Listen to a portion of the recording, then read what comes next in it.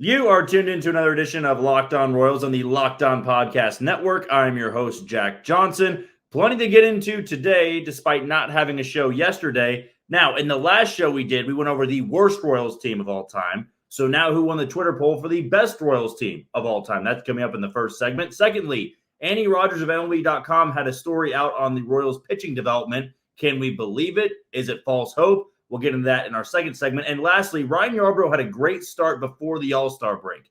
Can he turn himself into a trade candidate? All that is coming up next on Locked On Royals. You are Locked On Royals, your daily Kansas City Royals podcast. Part of the Locked On Podcast Network, your team every day.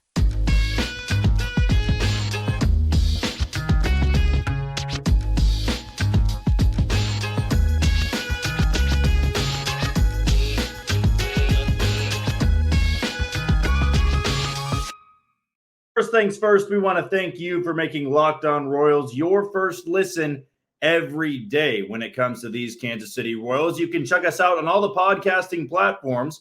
That's Apple Podcasts, Spotify, Amazon Music, and always be sure to give us a follow on YouTube. Just hit that subscribe button, a big red button. Very easy to use, very easy to find, and you'll never miss any of our daily content involving the Kansas City Royals. Now, yesterday we didn't get a show out. We had some internet problems, but we are going to have our show today, and then we are going to have a bonus show tomorrow on the weekend. Typically, we do a Monday through Friday situation, but we are going to bleed into the weekend for this particular week.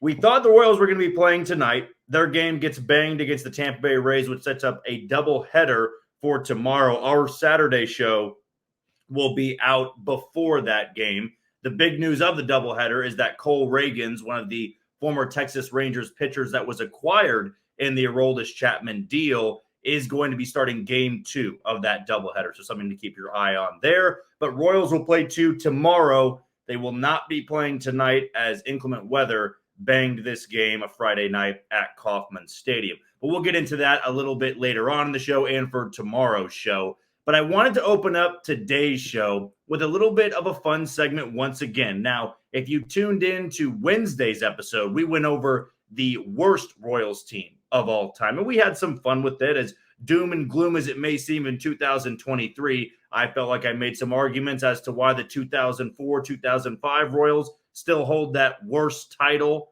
type of team in my heart. I don't know.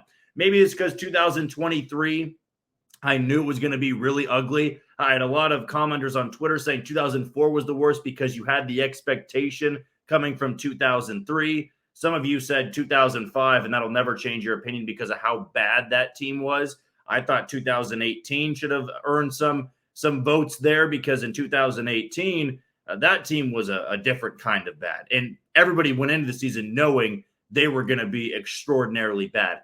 I think it's more so the frustration than anything in 2023 because there is a lot of young talent. I really do think this team has more talent than the other 3 I put in the Twitter poll. But nonetheless, everybody kind of has that recency bias. They're going to vote for 2023, and that's where things stood when that Twitter poll concluded. So everybody clearly believes the worst Royals team of all time is the one this year that is on pace at the moment to lose 116 games. The last team to do that, I believe, was the 2003 Tigers. The Baltimore Orioles a couple years back came dangerously close to topping that mark set by Alan Trammell's Detroit Tigers about 20 years ago, 2 decades ago. Today, we have a different feel. We have a much more positive spin on things because I also put out a Twitter poll on the best Royals team of all time. Now, my options were 2015. My other option was 1980, 1985, and 1987. Or excuse me, 1977, not 87. 77. So we have 77, 80, 85, 2015. Had a couple write-ins as well. 2014 was one of them, the team that fell 1 game short of a World Series championship. Of course, 2015 and 85 are the only World Series winners. The best record in franchise history goes to the 1977 team that won 102 games. The 1980 team made it to the World Series but lost to the Phillies. 85, that team beat the Cardinals in 7. And, of course, in 2015, that Royals team beat the Mets in 5. Like I said with the worst team poll, Recency bias is a big time thing. You usually cling to stuff that you just witnessed or are currently witnessing. Now, in my lifetime, I can only vote on two of the teams, 2014, 2015. Those are the only Royals teams in my lifetime that I was able to witness. I didn't see the 77 Royals that always seemed to struggle with the New York Yankees. I didn't see the 80 Royals that lost to the Phillies. I didn't see the 85 Royals that beat the St. Louis Cardinals. Now, I missed all three of those teams. So the only ones I can really vote on is 14 and 15, which is why I opened it up to a Twitter poll. No, I shouldn't dictate this. It should be the fans that have been watching this team for 40, 50 years. Just because I have a much smaller scope of Royals franchise history, and I feel like I've followed for quite some time, but nowhere near the lengths that some of you that watch this podcast, listen to this podcast, and give some comments, questions, thoughts on Twitter. You are the ones that make Twitter polls like this better. But the common consensus, once again, was that 2015 was the greatest Royals team of all time. I'm certainly not going to dispute the fact that I believe that to be the case, because that 2015 team dominated from start to finish. There was no World Series hangover. That team completely dominated start to finish. They got off to a hot start in April. Want to say they were 7-0 and 8-0 to begin that season. They had a pretty stable rotation. The Royals fans took over in the All-Star game. Escobar's in it, Moustakas, Hosmer, Perez, Kane, Gordon, Wade Davis, Kelvin Herrera. The list was endless. I mean, that was a time period in Kansas City that I don't think we'll ever witness again. I think the one thing about the 77 Royals, the 80 Royals, and the 85 Royals, that was all in the span of a decade. Right back then, 70s, 80s, early 90s, the Royals were historically good. They were usually competing for pennants. They had already had a World Series championship. They had an MVP, something the 14 and 15 Royals never had. They had George Brett, an icon for the game, and somebody that still holds a lot of records in this franchise's history. But 2015, to me, the reason that's my vote is I never saw this team struggle. They had that weird September where they didn't play that well, but they were just coasting to get to the postseason. Then they had one of the wildest postseason comebacks I had ever seen, Game 4 in Houston. You get the Game 5 start by Johnny Cueto. Then you go and face Toronto, a team you had a brawl with earlier in the season. There was a lot of intensity there. They had a loaded lineup with Josh Donaldson, Bautista, Edwin Encarnacion, Chris Colabello, Troy Tulowitzki, Russell Martin. They had traded for David Price, and 6 games, the Royals beat them. In fact, they had one game they won 14-2 in Toronto. I mean, they were winning games like that on the road in the postseason, and they make a mockery of the New York Mets in the World Series. They win the first 2 in Kansas City, go to New York. They win Game 4 in comeback fashion and win Game 5, of course, Hosmer's mad dash.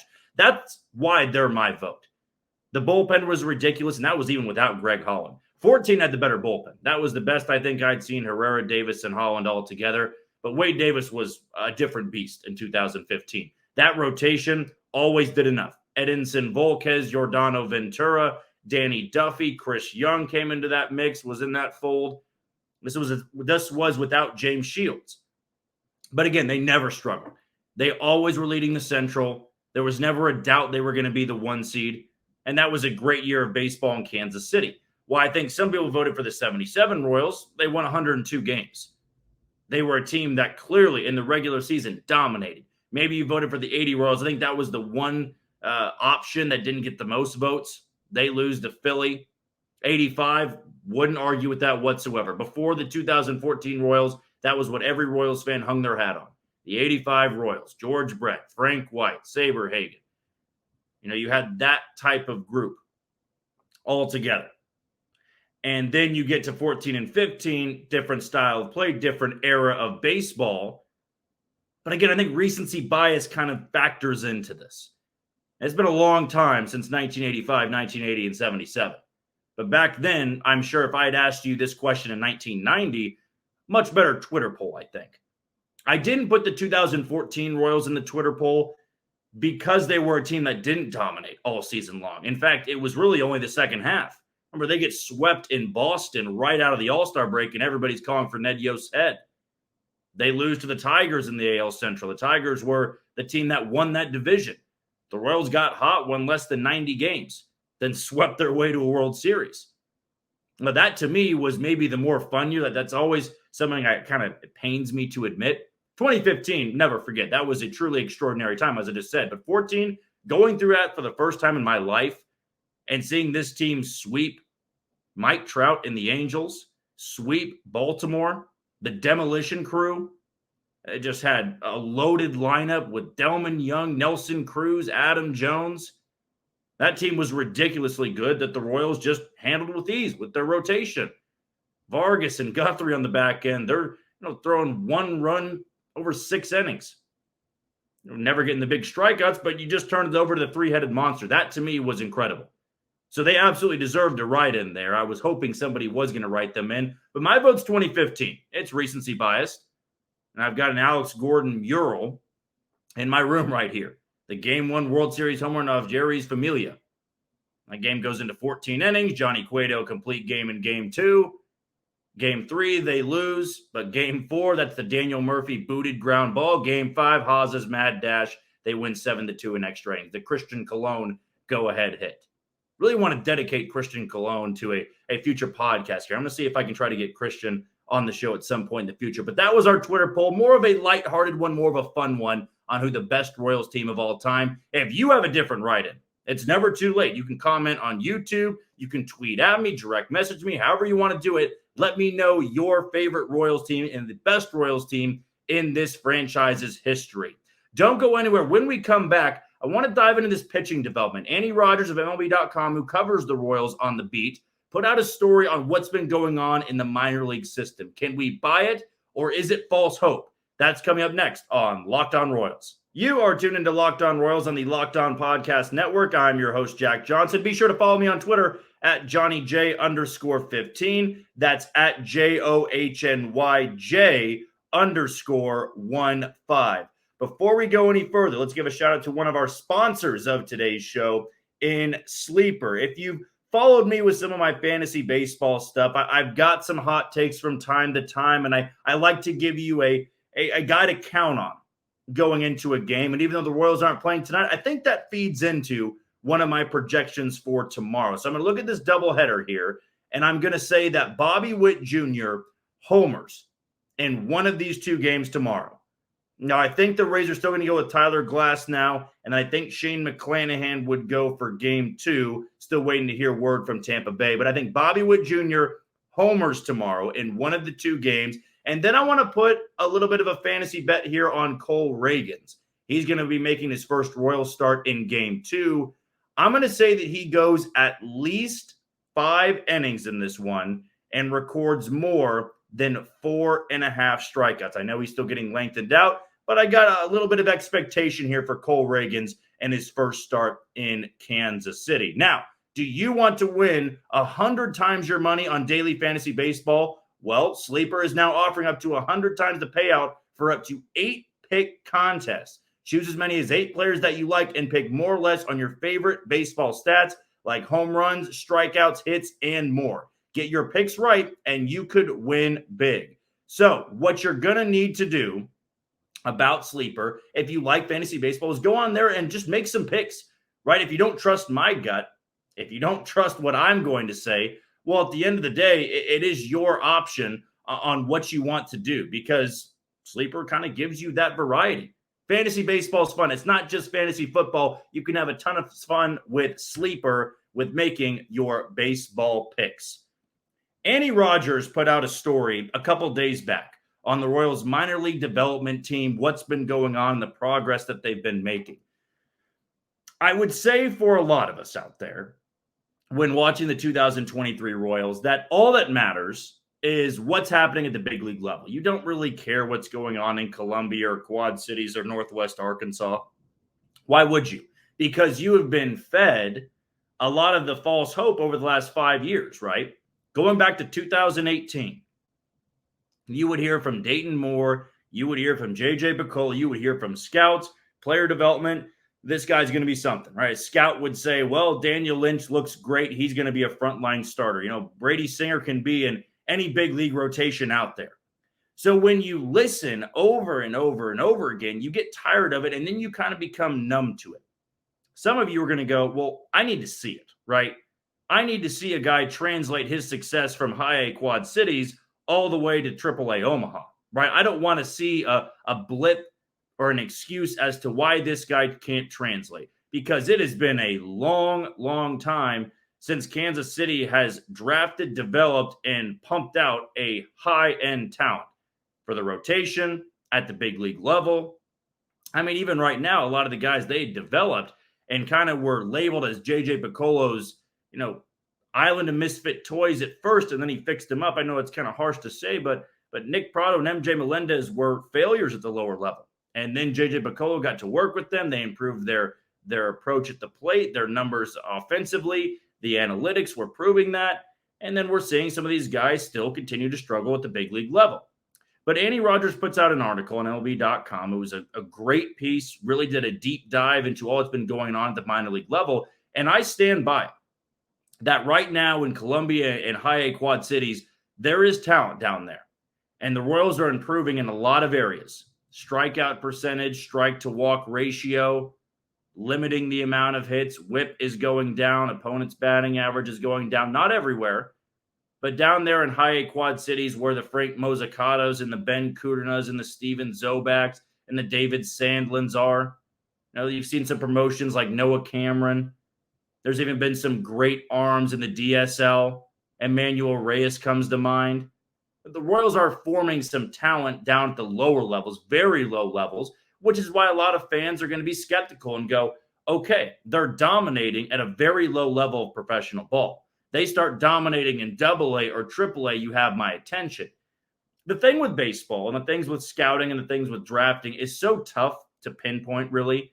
I mean, I think the poster child for minor league success and then bombing at the big league level the last 5 years is Jackson Kowar. Jackson Kowar rarely struggled. I mean, rarely struggled from low A to high A to AA to AAA. I mean, his numbers in an offensive powered league in AAA Omaha were really good last year.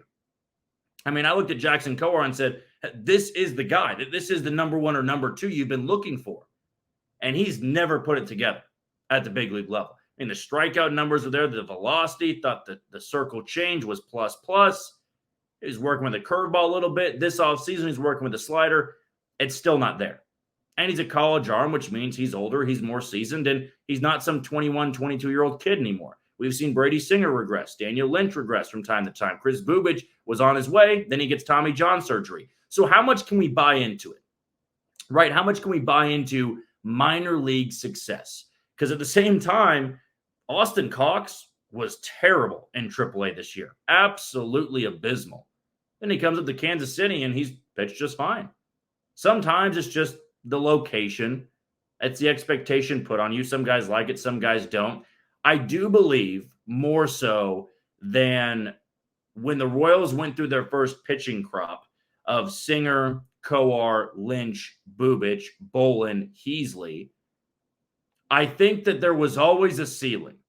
I think there was a ceiling that was very limited, that a lot of these guys were going to make the big leagues, and everybody I just mentioned, with the exception of Jonathan Bolin, who's probably going to make his debut here in the coming months, all of them made the big league level, but none of them have proven that they are long-term future plans. Brady Singer had a phenomenal year last year, and then he regresses tremendously this year. That's not a frontline starter. Daniel Lynch hasn't been durable enough. Jackson Kowar can't get anybody out. Jonathan Heasley's maybe turning into a bullpen arm. I think he could turn into one of those success stories, but as a starter, not there. At the lower level right now, Frank Mozzicato, Ben Kuderna, Emmanuel Reyes, David Sandlin, Steven Zobak, Noah Cameron. Some of these guys, I think, have much higher ceilings. I think Frank Mozzicato has a tremendously high ceiling, and he's 20. Ben Kuderna, same thing. They're a different crop of pitchers, whereas I think the strikeout numbers were there from time to time with Austin Cox at the minor league level. Jackson Kowar had big strikeout numbers, Daniel Lynch. But there were some questions of durability. Brady Singer never worked on a third pitch at the minor league level. These guys are kind of the new wave of working with the newer coaches and the pitching development. And I tweeted this out. You can always follow me on Twitter at JohnnyJ_15. I tweeted this out that I'm not going to heavily criticize the new coaches in this organization. Not this year, not just yet. That goes in Kansas City all the way down to Columbia. Now, Matt Quatraro and Brian Sweeney and Zach Bove, we're not going to walk in. Paul Hoover, I'll include him in that list. We're not going to walk in, snap their fingers, and then the Royals or the Tampa Bay Rays. The Rays make it look so easy because they'll turn waiver claims and minor league free agents into studs, into stars. The Royals aren't there yet because they're also still evaluating a lot of guys. But folks, they inherited a complete and utter mess. The Royals organization was a totaled car when they took over. Okay, so when you have a totaled car, it's not recommended to rebuild that car. You can, as long as it's not completely smashed. But I think the Royals took over a pretty totaled car. And they put Matt Quatraro and Paul Hoover and Brian Sweeney and Zach Bove, the new coaches in the pitching development ranks, up to the task of, can you fix it? Can you get this back on the road and get things spinning?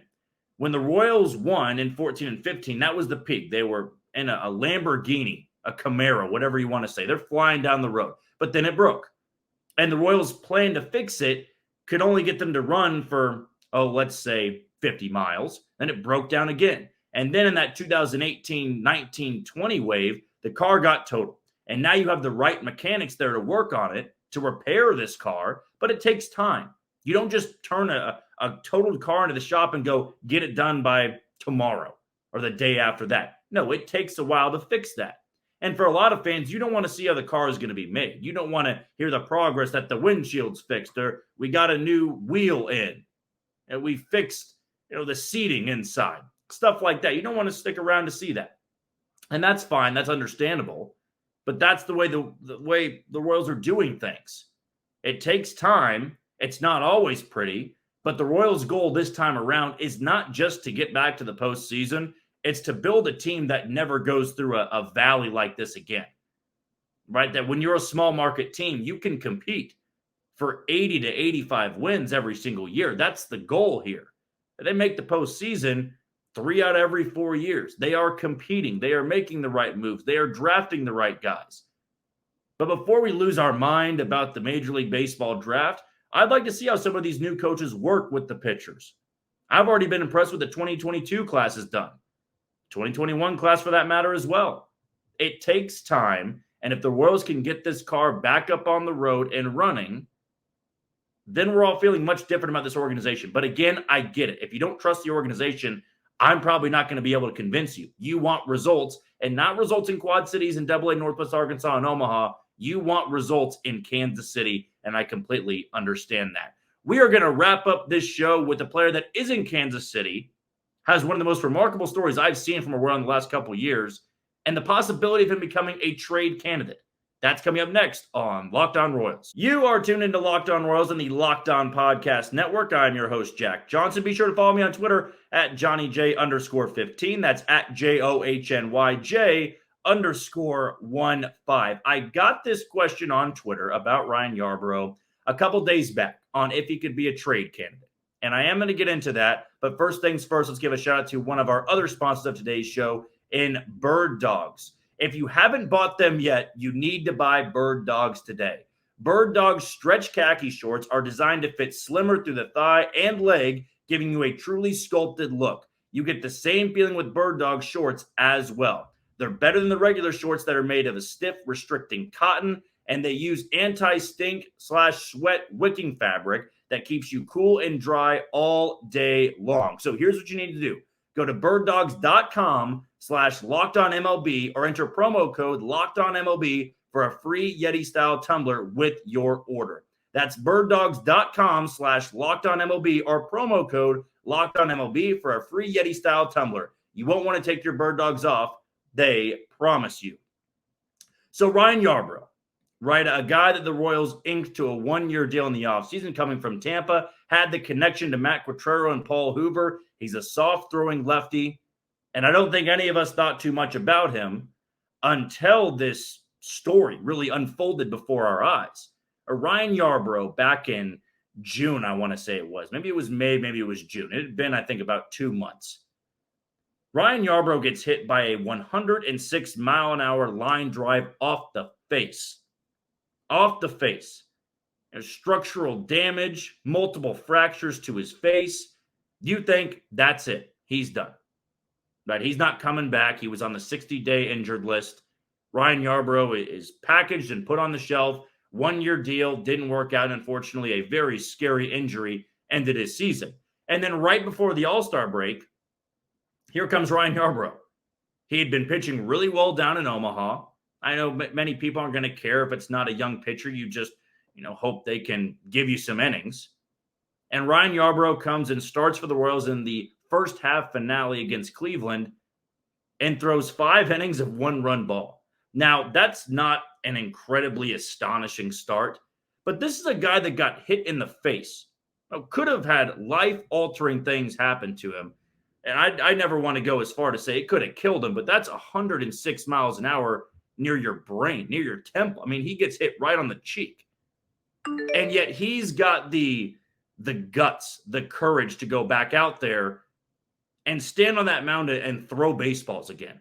That was remarkable to me. That's something that, no matter what a guy's numbers look like, that shows you how tough baseball players can be. But as good as he looked and as fine from time to time he's looked in Tampa, I think every Royals fan is going to ask the question, well, is he a trade chip? Right? If he keeps pitching well over the next month or so, well, he's got about 2 weeks to do so maybe 2 starts in there. Can he become a trade chip? I would say Ryan Yarbrough is not really valuable to a contender. He's a guy like Jordan Lyles in the sense of if you're trying to pitch Jordan Lyles to a contending team, you go, hey, you've had a banged-up rotation. You need a long reliever. This guy showed last year at least he can do it, and over his last month or so, he's looked pretty good. Ryan Yarbrough, I think, is going to stay in Kansas City because, one, they still need arms. That bullpen is fatigued every single week. The rotation is very unstable. I don't think there's any return for Ryan Yarbrough that's worth dealing him. I know that everybody wants to trade away a one-year deal guy, a lefty that can throw pretty well in the rotation, regardless of velocity, can have some value. I get it. And I'm not saying it's impossible to get traded. But in the end, you're not getting anything for Ryan Yarbrough. You got no top 30 prospects for Aroldis Chapman, who had all the kinds of value in the world. Who's going to give you anything more than a 26-year-old double-A guy for Ryan Yarbrough? Maybe you want that, maybe you don't. I don't see the need. I don't think you need to trade everybody just to trade them. I don't think you need to load up your farm system with a bunch of guys that are going to be gone or released by the end of the year. But Ryan Yarbrough, to me, I'm fine with kind of being that swing man. I'd like to see him back in the bullpen, be a guy that can give you an inning or two, maybe go in long relief when you're getting shelled. But I don't think there's a trade candidate there. He's got 2 weeks to prove it. He's got 2 weeks, and even if he threw a no-hitter in one of them, no, Ryan Yarbrough is probably not a trade chip here. And even if he is traded, don't expect anything in return. He was fine this start against Cleveland. And in that start where he got hit in the face, that game against Oakland, he was pitching really well. So back-to-back starts over a stretch of 2 months, Ryan Yarbrough's looked pretty good. But also at the end of the day, he was not very good before that. I don't think you can get by on a contending team when you're slinging in 82-mile-an-hour fastballs and slurves that are 65, 66 miles an hour. So to answer the question that was posed to me on Twitter, no, I do not think that Ryan Yarbrough is a trade candidate. That'll wrap up another edition of Locked On Royals on the Locked On Podcast Network. I've been your host, Jack Johnson. As always, follow me on Twitter at JohnnyJ_15. That's at JOHNYJ_15. Tomorrow, we'll preview a little bit of that matchup with the Rays, the doubleheader. What can we expect from Cole Reagans? Maybe some guys that could break out in the second half. And this long homestand that's upcoming. Any more moves the Royals can make? We'll get into that all in tomorrow's bonus episode, a Saturday edition of Locked On Royals. But until then, you take it easy, Kansas City.